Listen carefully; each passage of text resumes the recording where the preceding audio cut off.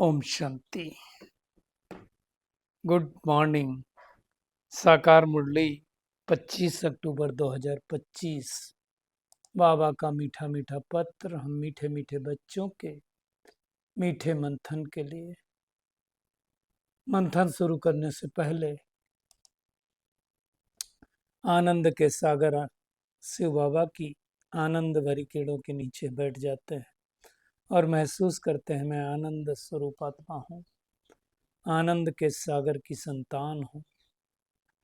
आज की साकार मुरली दो बातों के ऊपर हम इसको ले सकते हैं। एक बात है आत्माभिमानी बनने की, जो मोस्टली हर मुरलियों में रहती है। क्या फायदा होगा उस आत्माभिमानी बनने से, क्यों हमको मेहनत करनी पड़ती है।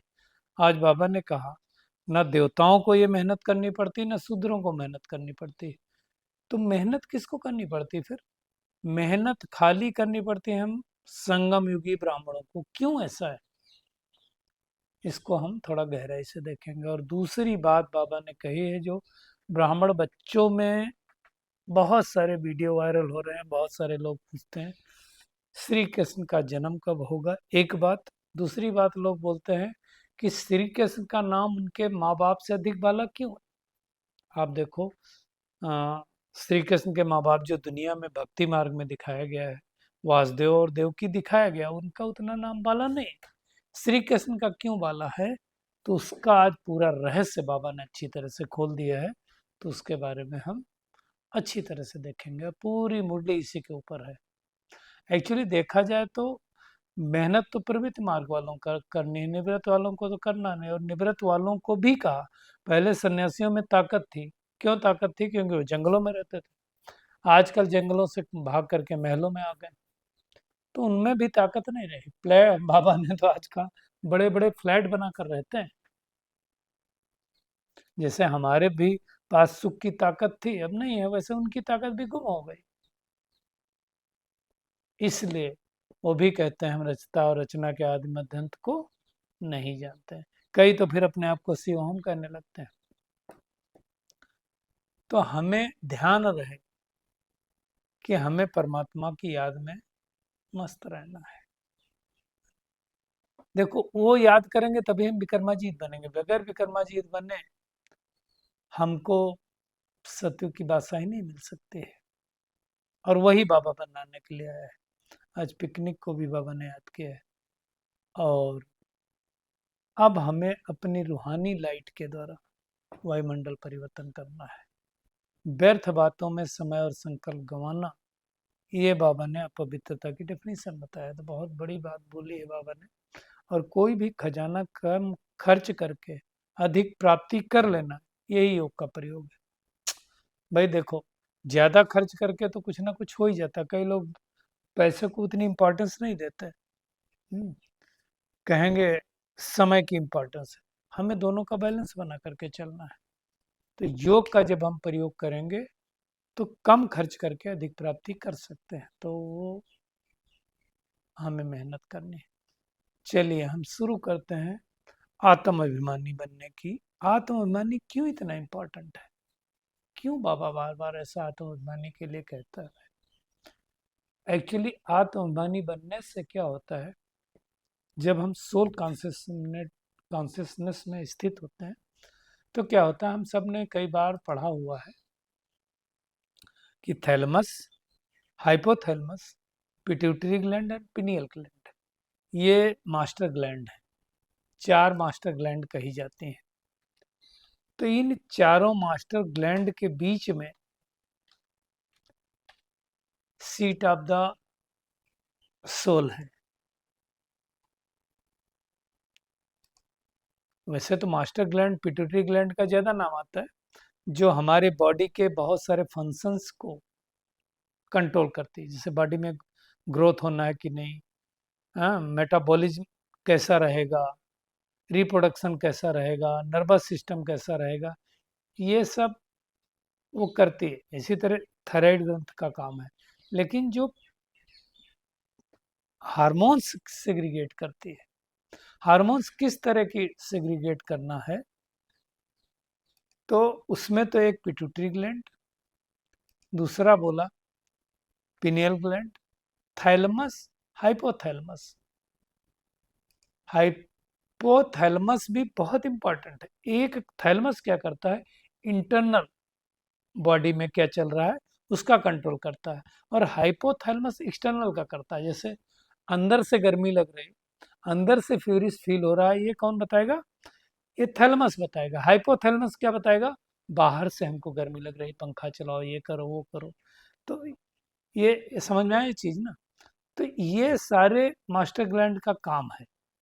अब मेन बात पे आते हैं, जो बाबा कह रहा है, बाबा मुरली में ये कह रहा है कि तुमको आत्माभिमानी बनना। तो जैसे हम सोल कॉन्शियसनेस में आते हैं, तो सोल कॉन्शियसनेस के कारण एक्चुअली हमारे माइंड में एक और चीज होती जिसको बोला जाता है डिफॉल्ट मॉड नेटवर्क, जिसको बोलते हैं डीएमएन। ये क्या होता है, हमारा जो ब्रेन है, ये ब्रेन का एक नेटवर्क होता है जो बहुत एक्टिव होता है, और वहीं इसके विचार चलते हैं। हमारे अंदर जो विचार चलते हैं, कोई भी चीज़ देख लेते हैं तो उसके बाद ये बाय डिफ़ॉल्ट थॉट चलते हैं। जो कुछ आंखों से देखते हैं, जो कुछ एक्सपीरियंस किए हुए होते हैं, जो हमारी मान्यताएं होती, उसके हिसाब से डिफ़ॉल्ट मॉड नेटवर्क, इसको डीएमएन बोलते हैं शॉर्ट में, उधर क्या होता है, हमारे वो थॉट चलते हैं। और वो थॉट अगर वो ज़्यादा किसी का ये नेटवर्क एक्टिवेट होता है, जैसे दुनिया में भी नहीं नेटवर्क एक्टिवेट होते हैं, तो ज़्यादा थॉट क्रिएट करते हैं। बाबा क्या कह रहा है, जब हम सोल कॉन्शियसनेस में होते हैं तो ये थॉट हमारे थीटा स्टेट में चले जाते हैं, मतलब थॉट कम होते हैं। और जब थॉट कम होते हैं तो क्या होगा, हमको शांति की फीलिंग होगी। इसलिए बाबा बार बार कहता है कि आत्माभिमानी बनने की मेहनत करो, है ना। क्यों मेहनत करो, क्योंकि हमारा प्रोसीजर थॉट्स थोड़े कम होंगे। तो ये बहुत इंपॉर्टेंट है। तो सोल कॉन्शियसनेस से फायदा क्या होगा, हमारे थॉट्स, इमोशन, वाइब्रेशन तीनों में हार्मोनी होगी, दृष्टि वृत्ति कृति तीनों एक समान हो जाएगी। इसलिए बाबा आत्माभिमानी बनने की इतनी मेहनत करना। अब ये मेहनत देवताओं को भी नहीं करनी पड़ती, क्योंकि सत्युगी जो देवताएं होते हैं ना, वो तो आत्माभिमानी होते ही हैं, नेचुरल होते हैं। और शूद्रों को भी ये मेहनत नहीं करनी पड़ती। तो बाबा ये कहना चाहता है कि मेहनत तुमको ही करनी। क्यों करनी, देखो शूद्रों को करनी नहीं, क्योंकि उनको शूद्र कुल में ही जाना। शूद्र का मतलब द्वापर युग के बाद से, और सतयुग में करने की जरूरत नहीं। अब हमें क्यों करनी है, क्योंकि हमें अपने आप को परिवर्तित करके सतयुगी त्रेतायुगी दुनिया में जाना है। ये छोटा सा संगम युग जिसको लीप युग कहते हैं, इसको दुनिया नहीं जानती, न शूद्र जानते हैं और ना ही देवताएं जानते, दोनों नहीं जानते। अब हमें इस समय पुरुषार्थ करके अपने आप को बनाना, और वही संस्कार लेकर के मैं आत्मा जाऊंगी। संस्कार तो अच्छे या बुरे कौन लेकर के जाता, आत्मा ही लेकर के जाती ना। तो हम जैसे जैसे संस्कार लेकर के जाते हैं, वैसे घर में हमारा जन्म होता है। अच्छे अच्छा यहाँ पुरुषार्थ करेंगे तो अच्छे कुल में जन्म लेंगे, नंबरवार तो होता ही ना। जैसे जैसे कर्म करते हैं वैसा जन्म मिलता है। तो ये वाली बात अच्छी तरह से हमें समझना है। आज बाबा ने इस बात पर भी जोर दिया कि जैसे बीज रूप, क्रिश्चियन का बीज रूप कौन है, क्राइस्ट, उसके पीछे उनके धर्म वाली आत्माएं आती हैं। हमारा बीज रूप कौन है, शिव बाबा। तो शिव बाबा आ करके क्या करता है, अब उनके धर्म वाली तो आत्माएं बाद में आती हैं, इस शिव बाबा के मतलब देवी देवता धर्म की आत्माएं तो हैं ही हैं। बाबा क्या करता है, उनको चेंज करता है। तो हमें मेहनत करनी, बगैर मेहनत के कुछ नहीं होगा। आज बाबा ये भी कह रहा है कि देखो, अभी एक घर में क्या होता है, बच्चे संगम युग पर है, बाप कहेगा कलयुग में है, बाप संगम युग पर है का बच्चा कलयुग में है। तो खान पान का बड़ा झंझट हो जाता है, क्योंकि अब हम तो दूसरे टाइप का भोजन खाते हैं, बाबा के बच्चे। तो ये बहुत खिटखिट होती है। खैर हम बहुत भाग्यशाली हैं कि ये सब खिटखिट हम लोगों के यहाँ नहीं होती। दूसरी बात, आज बाबा ने जो कहा कि श्री कृष्ण का नाम उनके माँ बाप से अधिक वाला क्यों, बिल्कुल बहुत स्पष्ट रूप से बाबा ने आज समझाया, इसको अच्छी तरह से समझना है। क्यों? एक तो पहली बात बाबा ने जो कही कि पूरी कर्मातीत अवस्था वाले राधे कृष्ण हैं, यानी मम्मा और ब्रह्मा बाबा की आत्मा ने सबसे ज्यादा मेहनत करके कर्मातीत अवस्था को प्राप्त किया। उनके जो माँ बाप होंगे उन्होंने फिर इतना पुरुषार्थ नहीं किया होगा, उनसे कम किया होगा, तभी तो बाबा देखो क्या कह रहा है। इस अगर सेंटेंस को पढ़ें पूरा, यहाँ जो अच्छा पुरुषार्थ करते हैं तो अच्छे कुल में जन्म लेते हैं, जैसे जैसे कर्म करते हैं ऐसा ऐसा जन्म लेते हैं। जब बुरे कर्म वाले बिल्कुल खत्म हो जाते हैं तो स्वर्ग स्थापन होता है। इसका मतलब इस समय जो कई लोग कहते थे ना कि बाबा का आना बंद हो गया तो ब्रह्मा बाबा की आत्मा ने जन्म ले लिया, ऐसा नहीं हुआ। आज बाबा ने क्लियर कर दिया। कब आते हैं इस सृष्टि पर? जब बुरे कर्म वाले बिल्कुल खत्म हो जाते हैं तो फिर स्वर्ग स्थापन हो जाता है छांट छूट होकर। तो अभी तो सारे बुरे कर्म वाले भरे, तो ये पहली बात खारिज हो गई। तमो प्रधान जो भी है वो भी खत्म हो जाते हैं, फिर नए देवताओं का आना शुरू होता है। अब जब देवताएं ऊपर से आएंगे तो उनको रिसीव करने वाला कौन चाहिए? रिसीव करने वाला चाहिए ना, तभी तो होगा। तो रिसीव करने वाला कौन होगा? तो परम आदरणीय राजीव भाई जी की क्लास आप सुनना, उन्होंने बताया वो होंगे जो एडवांस पार्टी की आत्मा है, जो हमारे बहुत सारे भाई बहनें दादियां गई हैं, वो रिसीव करने वाले होंगे। अब उससे भी ज्यादा एक इम्पॉर्टेंट बात बाबा ने जो कही कि जब भ्रष्टाचारी सब खत्म हो जाते हैं तब श्री कृष्ण का जन्म होता है। तब तक बदली सदली होती जाती है, मतलब यहाँ जाएंगे वहां जाएंगे। यानी श्री कृष्ण का जन्म होने के पहले इस सृष्टि की साफ सफाई हो जाएगी। श्री कृष्ण को रिसीव करने वाले माँ बाप भी पहले से चाहिए। अब वो जो माँ बाप होंगे, है ना, उनका जन्म कैसे होगा वो भी बाबा ने आज क्लियर किया। क्या कहता है बाबा, देखो पढ़ो। फिर सब अच्छे रहेंगे, बाकी चले जाएंगे तभी उसको स्वर्ग कहा जाएगा। मतलब जब वो राजगद्दी पर बैठेंगे तब एक एक एक आएगा। श्री कृष्ण को रिसीव करने वाले होंगे, भल तुम्हारा छीछी जन्म होगा। अब जो रिसीव करने वाले होंगे उनका जन्म कैसा होगा?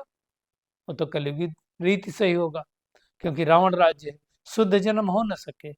शुद्ध जन्म सबसे पहले पहले श्री कृष्ण का होता है, उसके बाद नई दुनिया वैकुंठ कहा जाता है। श्री कृष्ण बिल्कुल गुलगुल दुनिया में आएंगे, रावण संप्रदाय बिल्कुल खत्म हो जाएगी, कुछ भी रावण संप्रदाय का नहीं रहेगा। श्री कृष्ण का नाम उनके माँ बाप से भी बहुत बाला होता है, क्योंकि श्री कृष्ण का बाप का नाम इतना बाला नहीं है, क्योंकि श्री कृष्ण ही पहली आत्मा है जिसका जन्म योग बल से होता है। उनके माँ बाप का जन्म योग बल से नहीं कहेंगे ना, वो होते तो उनका भी नाम बाला होता। और पूरी कर्मातीत अवस्था वाले राधा कृष्ण ही है। तो जब सारी पाप आत्माएं खत्म हो जाती हैं तब उन्हों का जन्म होता है, फिर कहेंगे पावन दुनिया। इसलिए तो श्री कृष्ण का नाम बाला है। अब ये सारा साक्षात्कार होने का टाइम आ गया है कि हम ये बनने वाले हैं।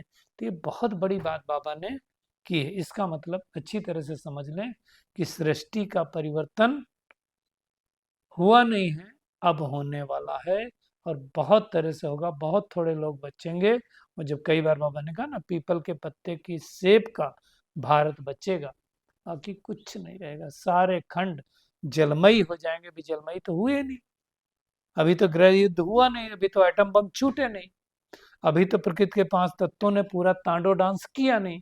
तो अब वो समय करीब आ गया है, वो चालू होगा। तो ये वाली सारी बात आज बाबा ने बिल्कुल क्लियर की है। तो ये बात अच्छी तरह से समझ लेना है। संगम पर ही श्री कृष्ण की आत्मा ने सबसे अधिक पुरुषार्थ किया है, उससे उनका नाम बाला है। उससे अधिक कोई पुरुषार्थ कर नहीं सकता, मतलब मार्जिन ही नहीं, इसलिए बहुत ज्यादा नाम है उनका।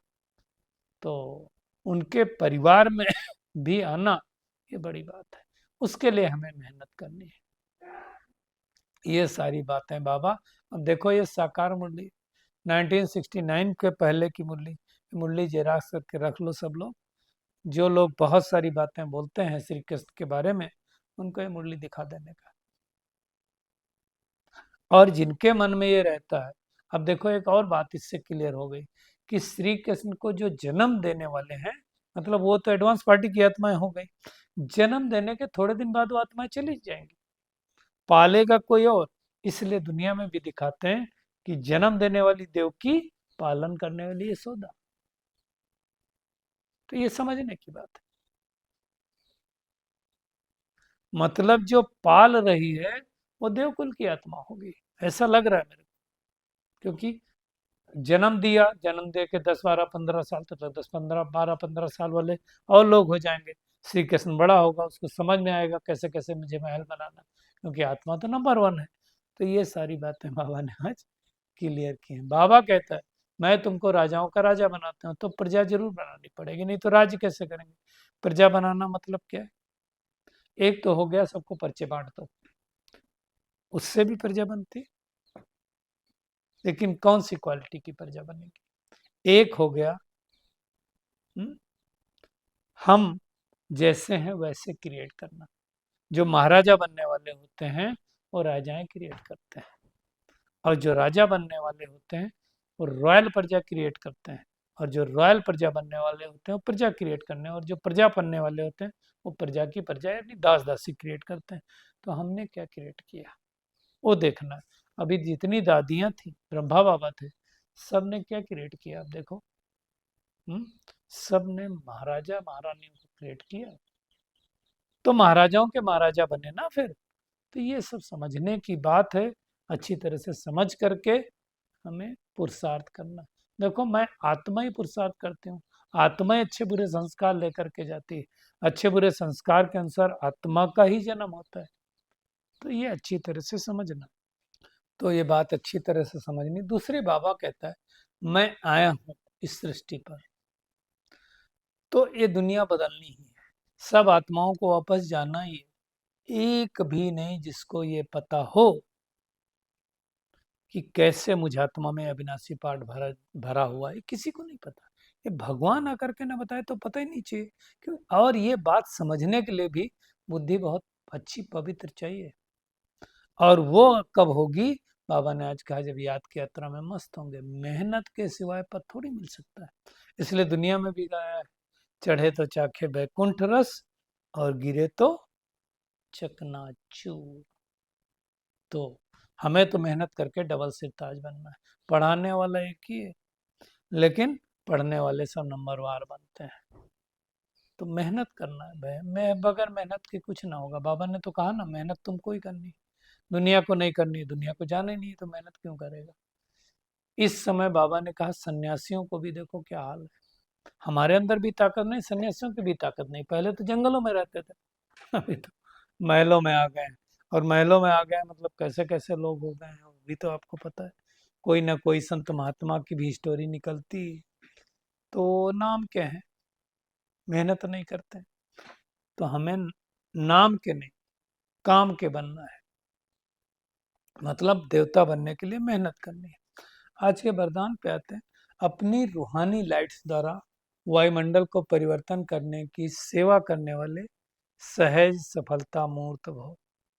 देखिए बाबा ने आज बहुत अच्छा कहा कि जैसे साकार सृष्टि में जिस रंग की लाइट जलाते हैं, मतलब आजकल तो बल्ब आते हैं, सफेद बल्ब, नीले बल्ब, हरे बल्ब, लाल बल्ब, तो वैसी लाइट हो जाती है। हरी लाइट होती है तो चारों ओर वही हरे रंग का प्रकाश हो जाता है। लाल लाइट जलाते हैं तो लाल रंग का प्रकाश हो जाता है। और बाबा के घर में भी जब मेडिटेशन करते हैं तो वही जलाते हैं, तो वो वायुमंडल बन जाता है। मतलब उस लाइट से वायुमंडल क्रिएट होता है।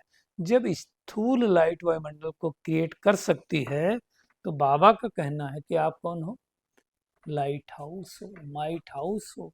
तो पवित्रता की लाइट, सुख की लाइट, शांति की लाइट क्या वायुमंडल को परिवर्तन नहीं कर सकती। ये जब करेंगे तो सफलता मूर्त बन जाएंगे। स्थूल लाइट आंखों से देखते हैं, रूहानी लाइट को कैसे देखेंगे, आंखों से तो दिखेगी नहीं, वो अनुभव के आधार से दिखेगी। तो उसके हमें मेहनत करनी है। मतलब मेरा प्रभाव सामने वाली आत्मा के ऊपर पड़े, मेरा प्रभाव जिस स्थान पर मैं बैठा हूं पड़े, सामने वाले का नहीं पड़े, वो देखना है। और व्यर्थ बातों में समय और संकल्प गंवाना, ये भी अपवित्रता है। देखो बाबा कितनी बड़ी बात कह रहा है व्यर्थ बातों में हमारा कुछ जा रहा है? टाइम चेक करें। संकल्प जा रहा है, परिचिंतन प्रदर्शन में जा रहा है, ये भी अपवित्रता। तो अपवित्रता और पवित्रता बहुत गहरी स्टेज है, इसको अच्छी तरह से समझना। बाबा कहता है, आजकल अव्यक्त इशारे की पॉइंट्स बहुत अच्छी आ रहे हैं, कोई भी खजाना कम खर्च करके अधिक प्राप्ति कर लेना, यही योग का प्रयोग। देखो, अधिक खर्च करके प्राप्त कर लेना है तो कोई बड़ी बात नहीं, ज्यादा खर्च करके थोड़ा प्राप्त करना वो कोई बड़ी बात नहीं। मेहनत कम लगे, सफलता ज्यादा लगे, इसी को तो कहेंगे योग का प्रयोग। वो करते हैं हम कि नहीं करते हैं वो देखना। तो कितने दिनों से योग के प्रयोग की बात आ रही थी, बाबा ने कहा अपने संकल्पों के ऊपर करो, अपने स्वास्थ्य के ऊपर करो, किसी दूसरे के ऊपर भी कर सकते हो।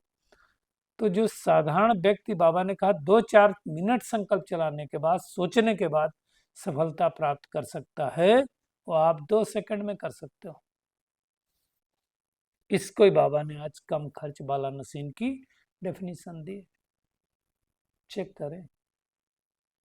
तो कम खर्च पर स्थूल की बात थोड़ी, हमारे संकल्प भी कम खर्च होने चाहिए, हमारे बोल भी कम खर्च होने चाहिए। इससे प्राप्ति ज्यादा होगी, इससे समय और संकल्प की बचत होगी, जो दूसरों की सेवा में लगा सकेंगे, दान पुण्य कर सकेंगे। यही योग का प्रयोग है, यही योग का प्रयोग हम सबको करना है। तो आज की पूरी मुरली में टेक होम यही है कि हमें बुद्धि को प्यूरिफाई करना, और प्यूरिफाई करने के लिए बाबा ने स्पष्ट कहा, याद की यात्रा में मस्त रहना, कर्म करते भी एक परमात्मा मासूक की याद रहे, तभी भी कर्माजीत बनेंगे।